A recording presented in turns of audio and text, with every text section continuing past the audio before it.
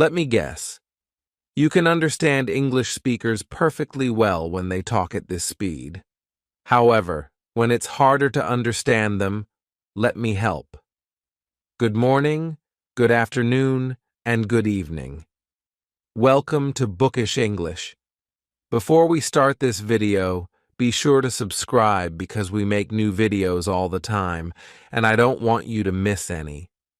So, with that said, let's get on with the video. Okay, let's really learn how to understand English native speakers. I have some tips that will help you. Okay, tip number 1. I bet you can understand this person. People often ask me why I'm so interested in the mental health of children and young people, and the answer is quite simple, because I think that every child should have the best possible start in life. And I'm pretty sure you will find it much harder to understand this person. I know other girls in relationships let these things slide, and, let their boyfriends text every Tom, Dick, and Harry. Let's try another example. Can you understand this person? The goal, the objective of economic policy should be collective well-being. How happy and healthy a population is, not just how wealthy a population is. I'm just guessing, but I think you can understand that person pretty well. But what about this person? That thing, I've not been able to sit back and enjoy it, because you're always on the move to the next thing, and on the move, the next thing. I think that's why, during lockdown, I really struggled as well, because it was like, on to the next thing. And there is no next thing now because we're all in COVID. Much harder? Let's figure out why. I gave you 4 examples there. 2 of them were quite easy to understand, and 2 of them were more of a challenge. Okay, so the 2 examples that were easier to understand, they were talking in a public setting. They had something that was prepared. They had a script or a speech written, and they were presenting to a large group of people. The other 2 examples featured much younger speakers using a dialect that maybe you are not familiar with. They were speaking in a setting where nothing was planned, nothing was prepared, and they were just talking to 1, maybe 2 people in quite an intimate setting. So, my first tip is, diversify your listening practice. Stop watching TED Talks. Stop watching members of the royal family. TED Talks are great. I love TED Talks, but they are presenting. They have written a script. They have planned and practiced what they are going to say, and they want a large group of people to be able to understand them. So, of course, you'll be able to understand them. That's their main goal. So, when you are doing English listening practice, make it your mission to find things that are unscripted. Reality shows, podcasts, chat shows. Diversify the listening practice, because then your ear is like a muscle. Your ear will become so flexible, so adaptable. Your ear will be ready to listen to any voice, any dialect. So, when you talk to someone, it's like you've done the hard work. This conversation is easy. I can understand you. Moving on to my next tip. Keep watching for an in-depth analysis of the sounds that make English speakers so hard to understand. My next tip involves a strategy that humans have been using since the dawn of time to understand each other, and that is talking to another human being.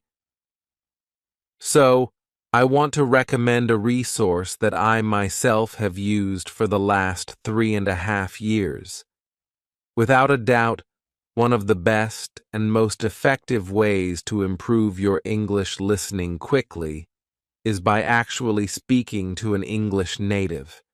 It's authentic, it's real, and it works. So, as most of you know, I teach and learn practicalities here because I truly think that this is the main reason why understanding fast English is so hard, and it's all because of linking. It's because of those annoying linking sounds that everybody does. So, let me talk you through some of the most common linking sounds and how to understand them. I believe that the best way to understand something is to be able to do it yourself. So, learn these linking sounds like you are going to do them. Try to make them with your own mouth. Try to actually do them, because if you understand the mechanics of how you make the linking sounds, it will sound a lot less alien when you hear someone else doing those linking sounds. Okay, so let's look at this sentence here. I actually saw a dog in his window on Tuesday. I actually saw a dog in his window on Tuesday. Now, can you see how that could be quite confusing if I say that really quickly? I actually saw a dog on his window on Tuesday. It's crazy talk, crazy talk. And it's because it's like I'm saying one big word.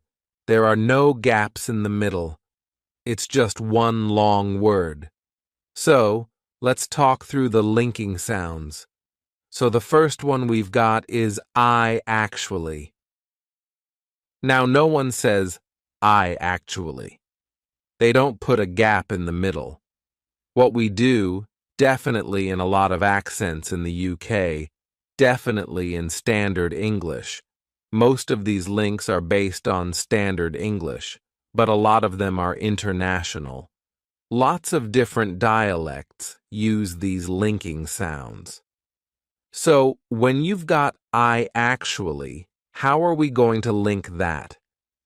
What we're going to put in the middle is we're going to put a Y sound. So it becomes I actually. Why do we say why? Let me tell you. So this is a vowel to vowel link. Okay, so we've got an I, and then we've got an ah. I, ah. All right? So there's two vowel sounds, so we have to create a link because they don't really link together without putting something in there.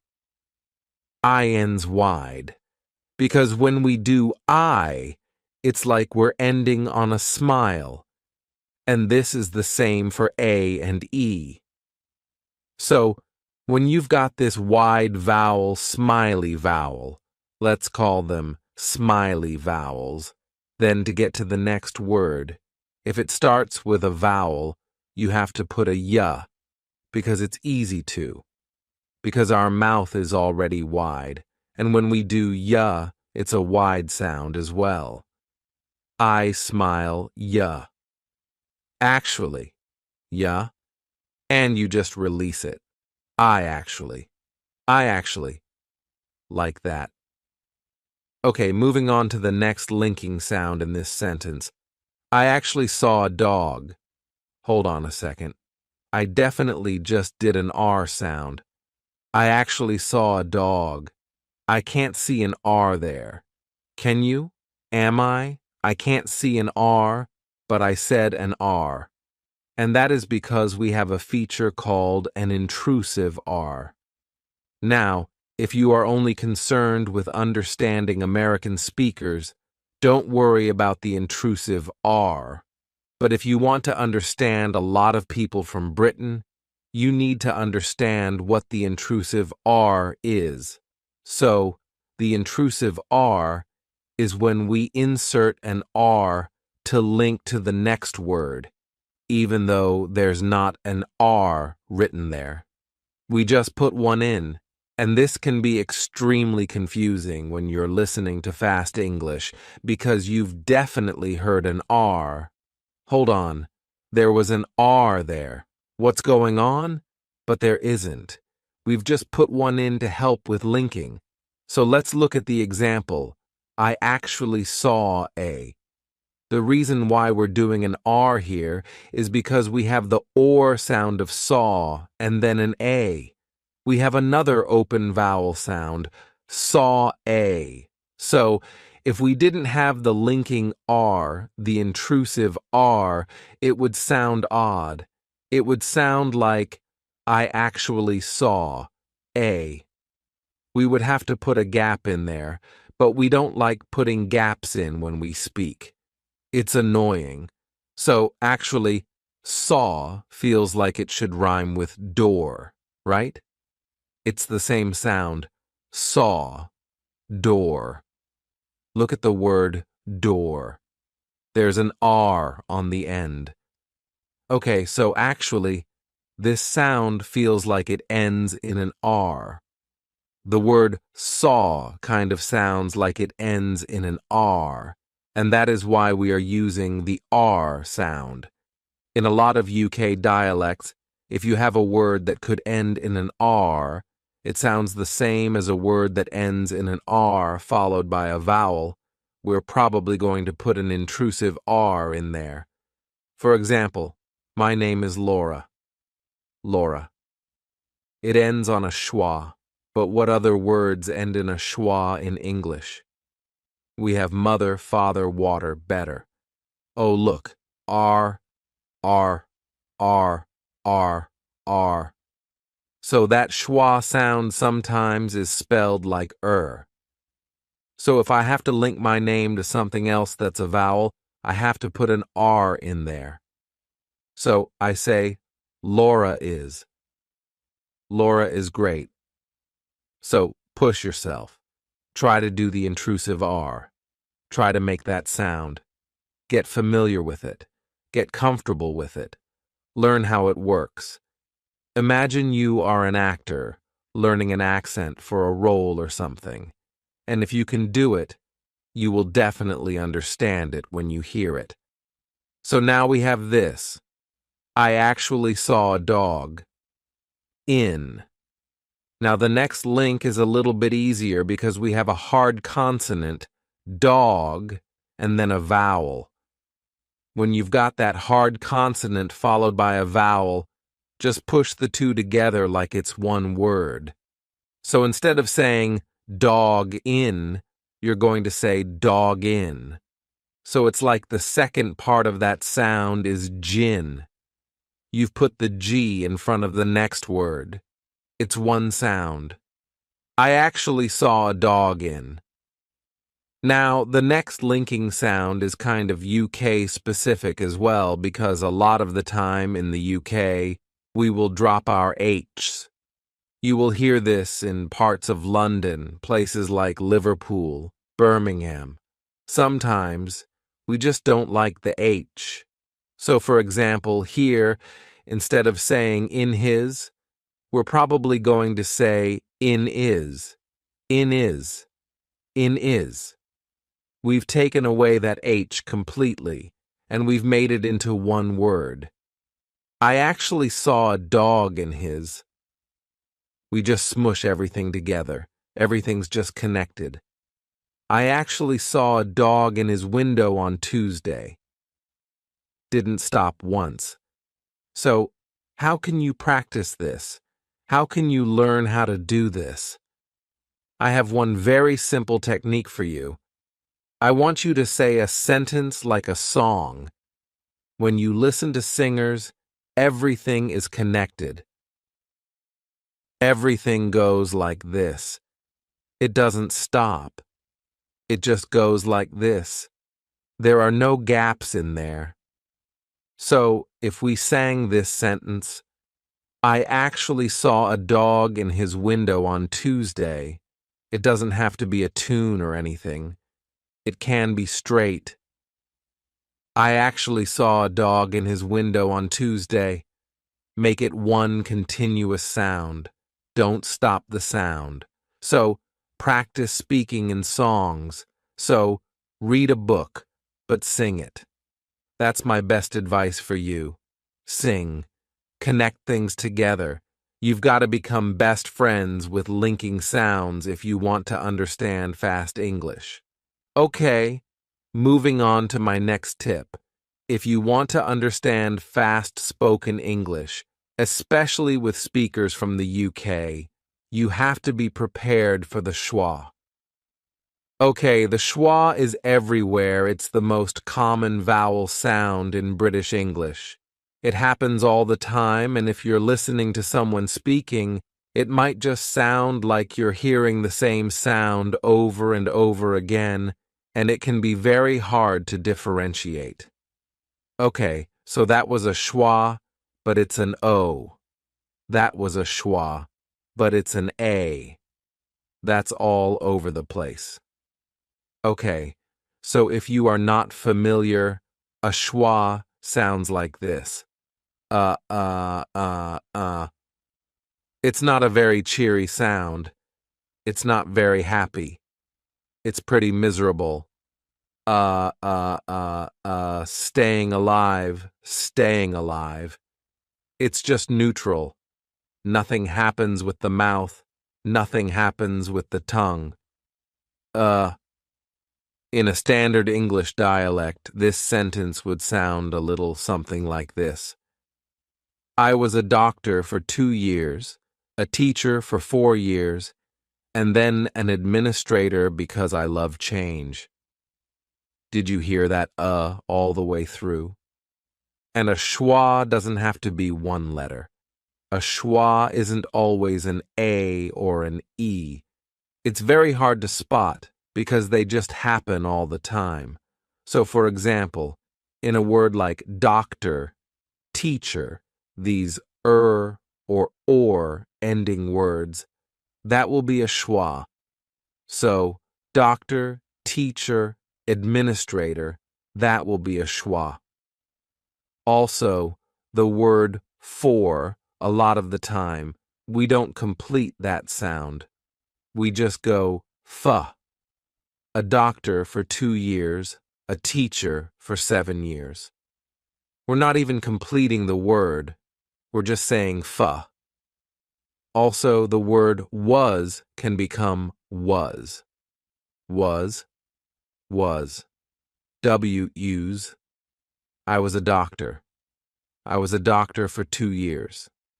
I was a doctor for 2 years, a teacher for 7 years, and an administrator. An administrator. The schwa just takes over.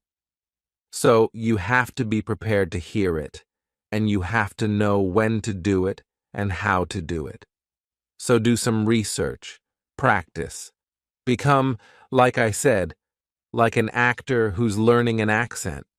Become fascinated by the sounds. If you are not interested in the sounds that English speakers are making, you'll never understand them when they speak quickly because you're not curious about the sounds. Okay, moving on to my next tip. So, my next piece of advice for you is stop listening for sentences. Stop waiting for the sentence to have a nice end. Stop waiting for the thought to be completed. We don't speak in sentences. Listen to your own native language, or listen to how you speak with people. It's very rare that we have clean sentences that have a lovely beginning, middle, and an end. It's not the same as writing. We get distracted. We say the start of a sentence, and then we forget, and then we say something else. So, if you have a target dialect that you are trying to understand, let's say you really want to understand, Irish English. You're moving to Dublin, and you want to understand the Irish dialect, and you want to know how to understand fast Irish speakers, then learn what their hesitation sound is. Because some people go, some people go, eh. Some people go, Some people go, Figure out what that sound is, because you don't want the hesitation sound to confuse you, and try to follow physical cues. If you can, pay attention to the person's face and their gestures. Try to follow their thoughts. Don't just listen to the words they are saying, because most of our communication comes from nonverbal communication. So, if I'm talking to you, but I stop, and maybe I move on to this thought, you can tell that I stopped this thought and moved on to this thought, just by paying attention to my features. So, if you watch podcasts, that's really great. You know, a lot of podcasts, they have videos now, so you can watch the person who is speaking and try to follow their train of thought, because we never talk in sentences. It's very rare.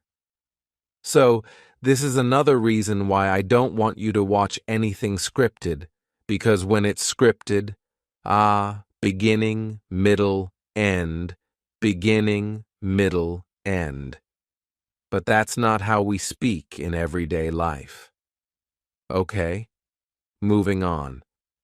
Sometimes it's not that your English listening is really bad, it's that the person you are listening to is using new words that you've not heard before, or they are taking words that you think you know, but they've changed it. So let's talk about contractions, because we love contractions. English native speakers do it all the time, and I think these might be some of the things that confuse you. So, for example, the one that everyone knows, gonna. Okay, instead of going to, we say gonna. I'm gonna love this film tonight. I really think I'm gonna love it. What about wanna? Instead of want to, we say wanna. I don't want to go. I don't want to go. This one you might not know, tryna, instead of trying to. I'm trying to find my keys. What about gimme? Gimme. Give me that. Hey, gimme that. Dunno instead of don't know. I don't know. I don't know. Is not becomes ain't. Ain't. I ain't going. This one you might not know. Lemme instead of let me. Lemme. Lemme see. Hey, lemme see. In it instead of isn't it. It's like a clarification that we use a lot in the UK. So, it's Tuesday in it? Kinda, instead of kind of. Again, we're turning that of into a schwa. So it's not kind of, it's kinda. I'm kinda hungry. And dia, instead of do you. People say, do you want that? Do you want to go to the cinema? Do I want to go to the cinema? Do I want to go to the cinema? You've got to learn these contractions. You've got to be familiar with them because they happen a lot. And I don't want that to confuse you when people are talking in fast English. So, in conclusion, if you want to understand fast English from native speakers, you need to learn the sounds that they are making. If possible, you should be able to do their accent. You should be able to mimic their linking sounds. You should know what a schwa is. You should be able to recognize what a schwa is. You should know the difference between dad and dead. You should know the difference in those vowel sounds. So, you've got to become fascinated by sounds, consonants, and vowels. Get involved. Do your research, and you will notice a huge difference, I promise you. Thank you so much for watching. If you enjoyed this video, please give it a like.